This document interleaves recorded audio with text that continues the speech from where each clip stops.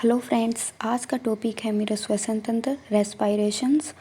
ये रीड के लिए भी इम्पोर्टेंट है, फर्स्ट लेवल, सेकंड लेवल और 11th क्लास में है ये टॉपिक।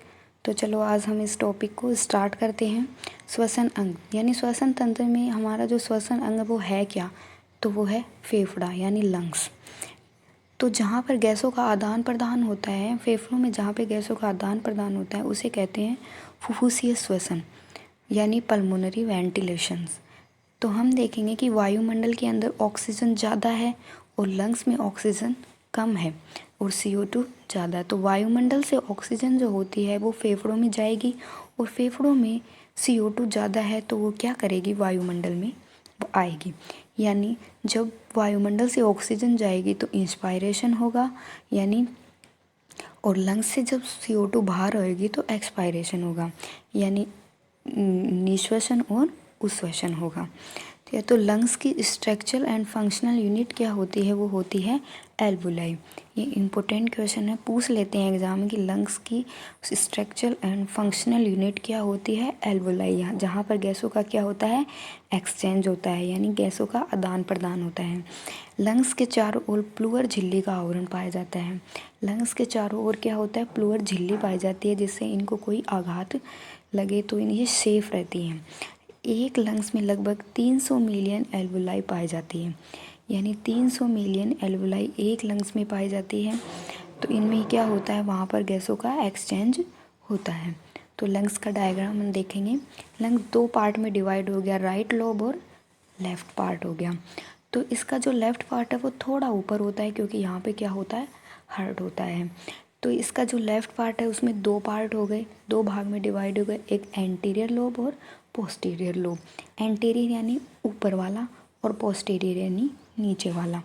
इसमें भी ये ऊपर वाला एंटीरियर, नीचे वाला पोस्टीरियर और बीच वाला मिडिल लोब हो गया यानी ये इसके पार्ट हो गए। और ये डायफ्राम हो गया, ये नीचे वाला डायफ्राम हो गया। जब हम निश्वसन और उश्वसन करते हैं तो डायफ्राम जो होता है वो ऊपर जाता है और नीचे आता है।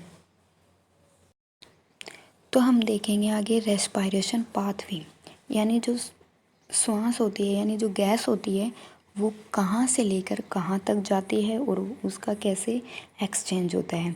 तो कहाँ से जाएगी, नेसल चैम्बर यानी नाक से जाएगी, फेरिंग्स ग्रसनी से जाएगी, फिर ग्लोटिस, ग्लोटिस एक ढक्कन होता है जो ऊपर नीचे खुलता रहता है।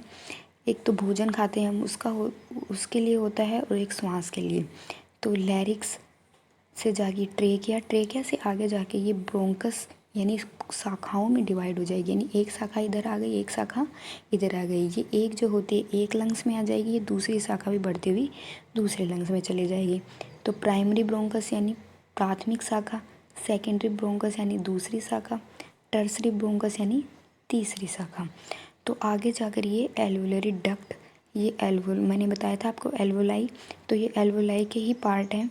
इसमें एल्वुलरी सैक जो होता है, सैक मतलब एक थैला जिसके अंदर बहुत सारे एल्वुलाई होंगे यानी ये एल्वुलाई यहाँ पे होंगे। यहाँ पर क्या होगा, इस पार्ट में गैस का एक्सचेंज होगा।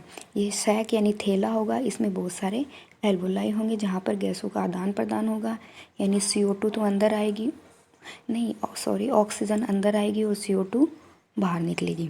तो यहाँ पे हम देखेंगे कि जो डायफ्राम होता है उसमें रेडियल मसल्स पाई जाती हैं यानी अरीय मसल्स, रेडियल मसल को कहते हैं अरीय मसल्स पाई जाती हैं। जुकाम की अवस्था में सेनिडेरियन झिल्ली में सूजन आ जाती है। हम देखते हैं जब हमें जुकाम लग जाते हैं तो नाक बंद हो जाते हैं। वो क्यों हो जाते हैं, क्यों, नाक में एक है ना सेनिडेरियन झिल्ली पाई जाती है जिसमें सूजन आ जाती है, जिससे क्या होते हैं, नाक बंद हो जाते हैं। तो ये नेसल जो रेस्पायरेशन का जो पाथ है वो आप याद रखना, कहाँ से होकर गैस कहाँ तक जाती है और गैस एक्सचेंज कहाँ होता है, क्योंकि इसका पाथ कई बार क्या होता है पूछ लेते हैं। तो हम यहाँ देखेंगे, मैं आपको इस डायग्राम में और बता देती हूँ।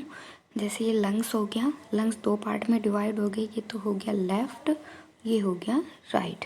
तो यहाँ से जो गैस आई नोज से, यहाँ से फेरिंग्स, यहाँ पे फेरिंग ग्रसनी से हो गया लैरिंग्स स्वरतंत्र, फिर ट्रेकिया, ट्रेकिया जो होता है ये लंबी जो होता है, यहाँ पे ये कार्टिलेज की बनी होती है, उपास्थि की, जिसे पिचकती नहीं है। आगे जाके ये दो पार्ट में डिवाइड हो गया यानी ये ब्रोंकाई, अंदर जाके ये ब्रांचों में डिवाइड हो गई है ब्रोंकाई में, यानी प्रथम सेकेंडरी और टर्सरी ब्रोंकाई में चेंज हो गया। ये जो गोल गोल हैं ये हैं एल्वोलाई, इनको एल्वोलाई कहते हैं, हिंदी इंग्लिश दोनों में एल्वोलाई ही कहते हैं। तो ये यहाँ पे क्या होता है, गैसों का एक्सचेंज गोल गोल, ये जो गोल होते हैं इनको क्या कहते हैं, एल्वोलाई। यहाँ पे गैसों का एक्सचेंज होता है। और ये बाहर की तरफ क्या हो गई, ये रिब्स पसलियाँ हो गई और ये डायफ्राम हो गया। तो इस डायग्राम से आपको समझ में आ गया होगा मतलब गैस कहाँ से होकर कहाँ तक जाती है। अब हम देखेंगे मनुष्य जो होता है उसमें 12 जोड़ी पसलियाँ पाई जाती हैं और खरगोश में 13 जोड़ी पसलियाँ पाई जाती हैं।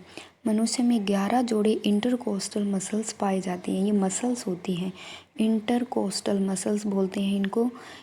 और एक तो ये इंटरकोस्टल मसल्स जो होती हैं ये निश्वसन और उच्छ्वसन में हेल्प करती है, ये मैं आपको आगे बताऊंगी। और खरगोश होता है उसमें 12 जोड़ी इंटरकोस्टल मसल्स पाई जाती हैं। तो हम आगे देखेंगे उबासी। उबासी क्यों आती है, जब लंग्स में CO2 अधिक हो जाता है और O2 कम हो जाता है, तो O2 को प्राप्त करने के लिए क्या होता है, उबासी आती है। यानी CO2 कम हो जाए और O2 ज़्यादा हो जाए, इसलिए हमें उबासी आती है। अब हिचकी क्यों आती है, जब डायफ्राम में इरेगुलर संकुचन होता है। यानी डायफ्राम में रेगुलर संकुचन होगा जब गैसों का एक्सचेंज होगा, लेकिन कई बार क्या होता है इरेगुलर संकुचन हो जाता है, तो अचानक से जो हवा होती है वो हमारे वोकल कॉर्ड यानी गले में जाके टकराती है, जिसके कारण एक साउंड प्रोड्यूस होता है जिससे हिचकी आती है। तो फ्रेंड्स ये था मेरा आज का रेस्पायरेशन का टॉपिक। अगर आपको अच्छा लगा हो तो इसे लाइक शेयर एंड सब्सक्राइब करना। नेक्स्ट वीडियो में मैं रेस्पायरेशन का जो निश्वसन है उच्छ्वसन है वो लेके आऊँगी। Thank you.